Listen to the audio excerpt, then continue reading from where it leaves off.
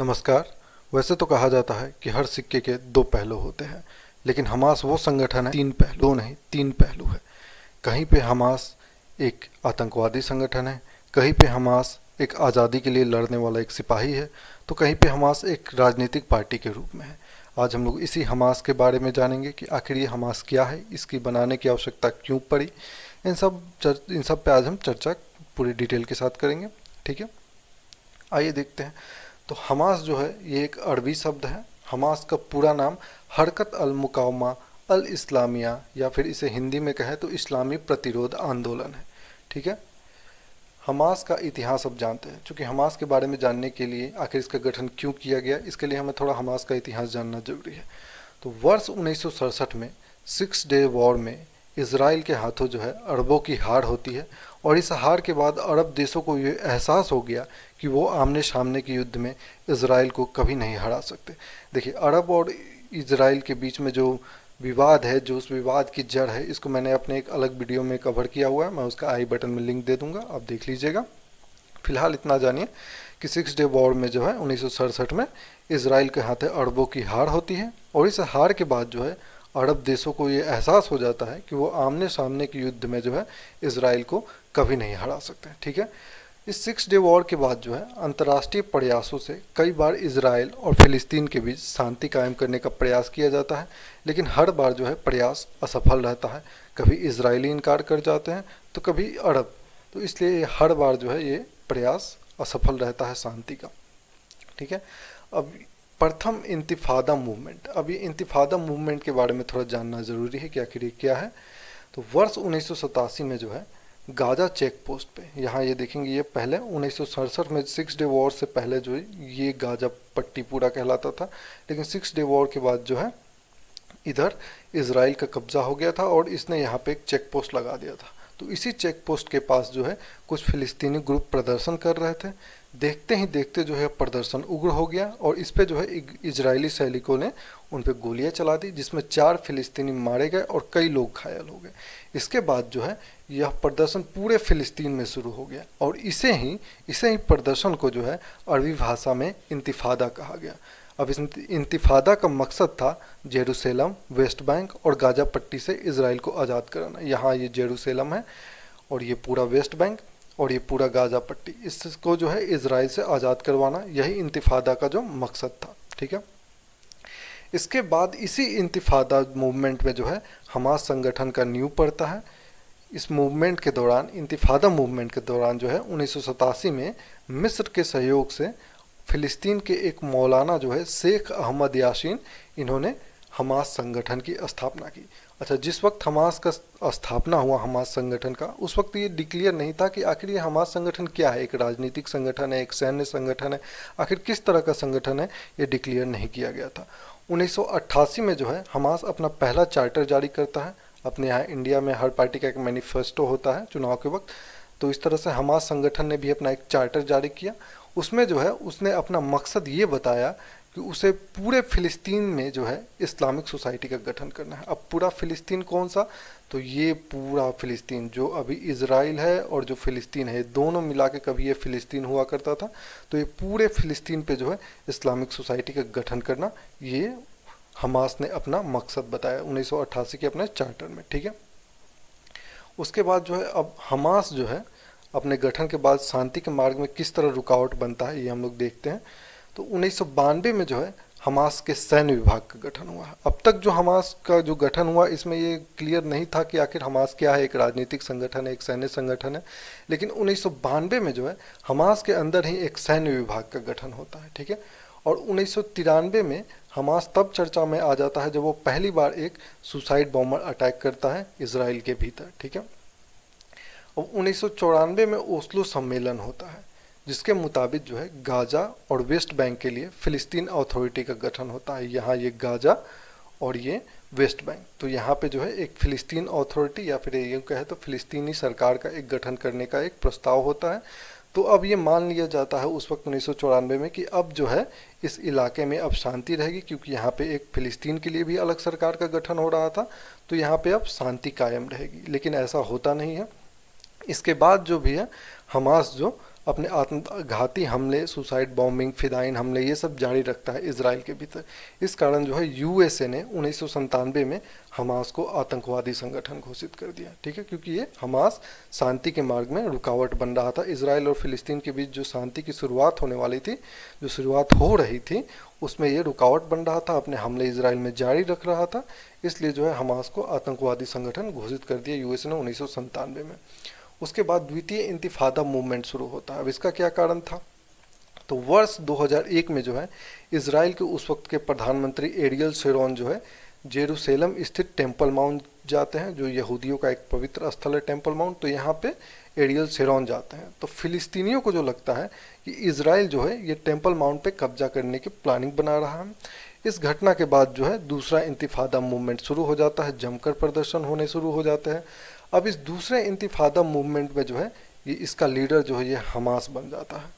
और इसके बाद जो है अब हमास चूँकि एक आतंकवादी संगठन घोषित हो ही चुका था और इसके काम भी थे फिदाइन हमले करना, आत्मघाती हमले करना। तो इसके बाद जो है जमकर हिंसा होती है, बम धमाके होते हैं, इसराइल की तरफ से भी कोई कमी नहीं की जाती है। दोनों पक्षों के जो है नागरिकों को काफ़ी नुकसान होता है इस दूसरे इंतिफादा मूवमेंट के दौरान, ठीक है। इसी दौरान जो है अप्रैल 2001 में पहली बार हमास ने इसराइल पर रॉकेट हमला किया और ये रॉकेट जो है उसे ईरान और मिस्र की मदद से मिला था। तो 2001 में पहली बार हमास ने इसराइल पर रॉकेट दागा। इसके बाद जो है हमास की छवि जो है वो फिलिस्तीनियों के बीच एक आज़ादी के लिए लड़ने वाले संगठन के रूप में होती है। जो उग्र फिलिस्तीनी होते हैं, जो ये विश्वास करते हैं कि शांति से कभी इसराइल और फिलिस्तीन का समाधान नहीं हो सकता, उनके बीच में जो है हमास संगठन की छवि एक आज़ादी के लड़ने वाले सिपाही के रूप में हो जाती है, एक संगठन के रूप में हो जाती है। इसके बाद अब यासिर अराफात साहब के बारे में थोड़ा जानना जरूरी है। मिडल ईस्ट के बारे में जिक्र आए, इसराइल फिलिस्तीन विवाद के बारे में जिक्र आए, तो यासिर अराफात के बारे में जानना बहुत ज़रूरी होता है, ठीक है। यासिर अराफात जो थे वो फिलिस्तीन लिबरेशन ऑर्गेनाइजेशन, शॉर्ट में कहे तो पीएलओ, इसके सबसे बड़े लीडर थे। पीएलओ क्या था? तो पीएलओ जो है वो फिलिस्तीन की आज़ादी से जुड़ा सबसे बड़ा और सबसे प्रमुख राजनीतिक संगठन था। यहाँ ध्यान रखेंगे, ये एक राजनीतिक संगठन था, कोई सैन्य संगठन नहीं, ये एक राजनीतिक संगठन था। और यासिर अराफात इसी के लीडर थे। और यासिर अराफात की जो छवि थी वो मिडल ईस्ट एशिया में एक हीरो की थी। यासिर अराफात इसराइल और फिलिस्तीन का समाधान जो है वो शांतिपूर्वक चाहते थे, उसका राजनीतिक हल चाहते थे, ना कि सैन्य हल। वर्ष 2004 में जो है यासिर अराफात साहब का जो है निधन हो जाता है। अब इनके निधन के बाद जो है हमास का राजनीतिक उदय होता है। और किस तरह से ये देखिए, तो यासिर अराफात के निधन के बाद फिलिस्तीन अथॉरिटी के लीडर बनते हैं महमूद अब्बास। लेकिन महमूद अब्बास के पास यासिर अराफात जैसा न छवि था न सपोर्ट। मैंने पहले ही आपको बताया कि यासिर अराफात की छवि मिडल ईस्ट में एक हीरो के रूप में थी, लेकिन उनके निधन के बाद जो है महमूद अब्बास के पास न उस तरह की कोई छवि थी, ना ही उस तरह का कोई सपोर्ट। इस कारण जो है अब बहुत से फिलिस्तीनी जो है वो हमास की ओर इस उम्मीद की निगाह से देखने लगे कि हमास अब राजनीति में भी एंट्री करेगा, ठीक है। और ऐसा ही हुआ। वर्ष 2006 में जो फिलिस्तीन क्षेत्र में जो सरकार बनने के लिए जो चुनाव हुए, उसमें हमास ने 132 में से 74 सीटें जीती, जबकि सत्ताधारी फतह पार्टी सिर्फ 43 सीट ही मिली। जो पहले से फतह पार्टी जो फिलिस्तीनी क्षेत्र में जो सत्ता में थी उसको सिर्फ 43 सीट ही मिला, और जबकि हमास को 74 सीट मिलते हैं। इस तरह अब जो हमास का जो कंट्रोल है वो पूरे फिलिस्तीन यानी गाजा और वेस्ट बैंक दोनों में राजनीतिक पकड़ भी शुरू हुआ। तो हमास को आपने फ्रीडम फाइटर के रूप में भी देखा कि किस तरह से फिलिस्तीनी फ्रीडम फाइटर के रूप में हमास को मानने लगे थे। अब यहाँ राजनीतिक पकड़ भी देखिए, पूरे फिलिस्तीन पे जो है हमास की एक राजनीतिक पकड़ हो जाती है, यानी हमास का उदय जो है वो एक राजनीतिक रूप में भी होता है, ठीक है। अब इस फिलिस्तीन अथॉरिटी में जब हमास की पकड़ हो जाती है तो इस फिलिस्तीन अथॉरिटी में ही हमास वर्सेस फतह पार्टी हो जाती है, ठीक है। अब इन दोनों में ही तकरार शुरू हो जाती है। चुनाव में जीत के बाद जो है हमास ने इस्माइल हानिये के नेतृत्व में एक सरकार बनाई। चूँकि हमास चुनाव जीत चुका था तो उसने इस्माइल हानिये के नेतृत्व में एक सरकार बनाई। सरकार बनने के बाद से ही फतह पार्टी यानी जो पहले सत्ता में थी और हमास जो अभी नई नई सत्ता में आई थी, इन दोनों में राजनीतिक मतभेद बढ़ना शुरू हो गया। फतह पार्टी जो थी वो किसी भी कीमत पर वेस्ट बैंक का कंट्रोल, ये जो एरिया है वेस्ट बैंक, इसका कंट्रोल नहीं खोना चाहती थी। और हमास का उदय जो है यहाँ गाज़ा में हुआ था, लेकिन चुनाव जीतने के बाद जो है पूरे फ़िलिस्तीन यानी ये गाज़ा पट्टी और यहाँ वेस्ट बैंक, अब दोनों पे हमास का कंट्रोल हो गया था। लेकिन जो पहले जो सत्ता में थी फतह पार्टी, वो ये वेस्ट बैंक के एरिया को कंट्रोल जो है वो खोना नहीं चाहती थी। इसके बाद जो है जून 2007 में फिलिस्तीनी राष्ट्रपति ने हमास सैन्य बल को अवैध घोषित कर दिया। उन्होंने उसे शांति का दुश्मन माना कि ये शांति की राह में जो हमास का जो सैन्य बल है वो अक्सर आता रहता है, तो इसलिए फिलिस्तीनी राष्ट्रपति ने हमास सैन्य बल को अवैध घोषित कर दिया।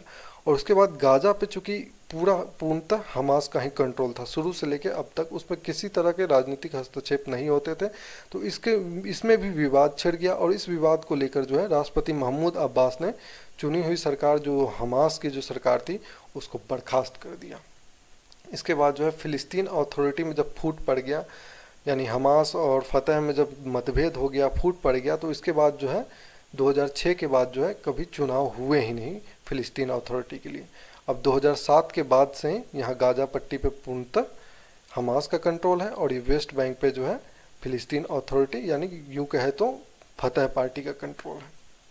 ठीक है, अब हमास के प्रति जो है अब दुनिया का मत देखिए। हमास को आपने राजनीतिक संगठन के रूप में भी देखा, हमास को आपने फिलिस्तीनियों के लिए एक आज़ादी के लड़ने के लिए सिपाही के रूप में भी देखा। अब हमास के प्रति दुनिया का मत देखिए कि आखिर दुनिया हमास को किस नज़र से देखती है। तो इज़राइल, यूएसए, कनाडा, जापान और यूरोपीय यूनियन जो है वो हमास को आतंकवादी संगठन घोषित कर चुके हैं। ठीक है, यहाँ पे है इज़राइल, फिर ये यूएसए, कनाडा, यहाँ जापान और ये वाला क्षेत्र यूरोपीय यूनियन जो है, इन्होंने हमास को आतंकवादी संगठन घोषित कर रखा है, यानी ये आतंकवादी संगठन मानते हैं पूरे हमास को। ठीक है, ऑस्ट्रेलिया, न्यूजीलैंड और यूके जो है ये हमास को सिर्फ हमास के जो सैन्य इकाई है उसको आतंकवादी मानते हैं, यानी ये हमास को दो तरीके से देखते हैं, एक उसके राजनीतिक इकाई को और एक सैन्य इकाई को। तो ये सिर्फ उसकी जो सैन्य इकाई है उसी को ये आतंकवादी संगठन मानते हैं, उसके राजनीतिक संगठन को ये आतंकवादी नहीं मानते हैं। ठीक है, ब्राज़ील, चीन, मिस्र, ईरान, कतर, रूस, सीरिया, तुर्की ये हमास को आतंकवादी संगठन मानते ही नहीं है, चाहे वो उसकी सैन्य इकाई हो या राजनीतिक इकाई हो, ये हमास को आतंकवादी संगठन नहीं मानते। यानी हमास के प्रति जो दुनिया है ये दुनिया तीन रूप में बटी हुई है। कोई हमास को आतंकवादी संगठन, पूरे हमास को आतंकवादी संगठन मानता है, कोई सिर्फ उसके सैन्य इकाई को ही आतंकवादी संगठन मानता है और कोई हमास को आतंकवादी संगठन मानता ही नहीं है।